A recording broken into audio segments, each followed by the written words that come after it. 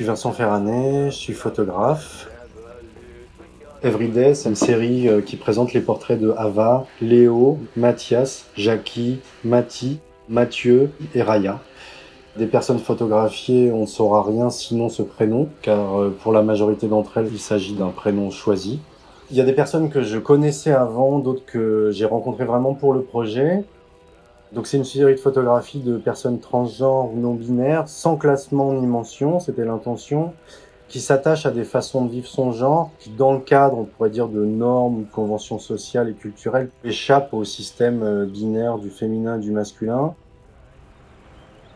Le projet, il est né en fait de cette idée, d'abord peut-être sur l'intime, sur ce moment très particulier, un événement que moi je trouvais simple mais clé, qui était symbolique et corporel, qui est celui de se préparer pour sortir de chez soi. Alors c'est pas forcément sortir pour aller faire la fête, c'est sortir pour aller travailler, pour aller retrouver des amis. C'est vraiment ce rapport entre un espace en fait qu'on pourrait considérer comme un espace privé, mais aussi du coup protégé, un espace de confiance qui est destiné aussi à un espace social plus vaste, potentiellement dangereux ou potentiellement plus difficile.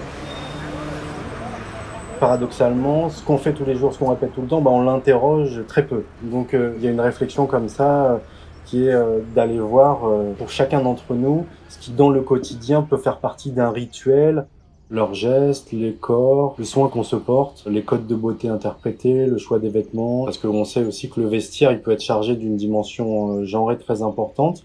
Tous ces éléments dont on comprend qu'ils passent d'anodin à stratégique, de convention à quelque chose de l'ordre de la conviction.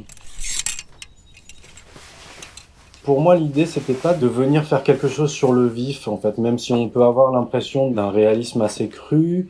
Moi, ce que je voulais, c'était vraiment créer une sorte de dispositif qui laisse les personnes rejouer leur propre rôle, on pourrait dire, leur propre rituel, on en parlait, avec leurs objets, leurs décors, leur façon vraiment unique et personnelle de faire, à ce moment-là, qu'on se laisse vraiment guider par la singularité de chaque personne et qu'on ait des éléments qui permettent de voir que chaque personne est différente, que on sente en fait un des éléments de parcours propres à chacun. J'aime beaucoup cette image parce que pour le coup elle est vraiment très quotidienne et en plus le rasage de la barbe c'est généralement montré dans des représentations extrêmement stéréotypées.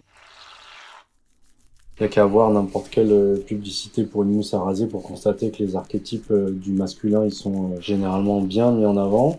Et c'est une image que je trouve assez simple, assez évidente et aussi assez représentative de ce que j'ai pu voir chez Mathieu qui parle de sa non-binarité comme vraiment comme quelque chose semblant couler de source, comme ayant toujours été présente. On est attaché à des formes de représentation qui brouillent notre regard, qui nous amènent toujours à revenir à une forme de binarité. Et donc, moi, j'essaye de travailler à casser ce logiciel en n'en reprenant pas les codes.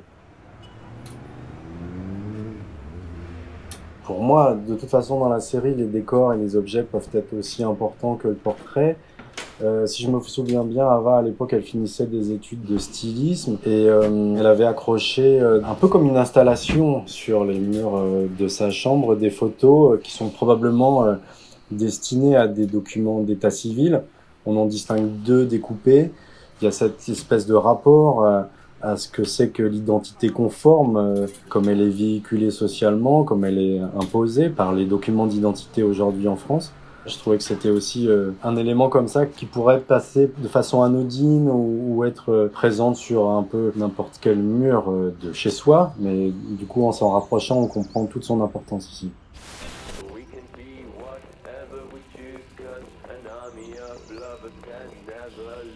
Étant présente dans ce lieu-là et donc témoin d'une intimité, de quelque chose de très privé, il y avait ce triangle qui pouvait être intéressant entre la personne qui se regarde, dont on sait qu'elle regarde un reflet, et puis nous qui la regardons, nous qui regardons aussi ce reflet. Bon, je trouvais que ça pouvait être une façon en fait d'impliquer le spectateur, le lecteur de l'image. Donc j'aime beaucoup cette image parce que finalement, à la fois on voit très peu de choses. On distingue des épaules larges, des cheveux rasés et des mains sur la tête, mais finalement ce qu'on voit c'est un geste assez doux. C'est un geste de soin qu'on se porte à soi-même. Et je trouvais important, en fait, dans les étapes de transition que j'ai pu suivre constantes, qu'il y a cet aspect de soin qu'on se porte à soi-même, que c'est pour le bien, pour son propre bien.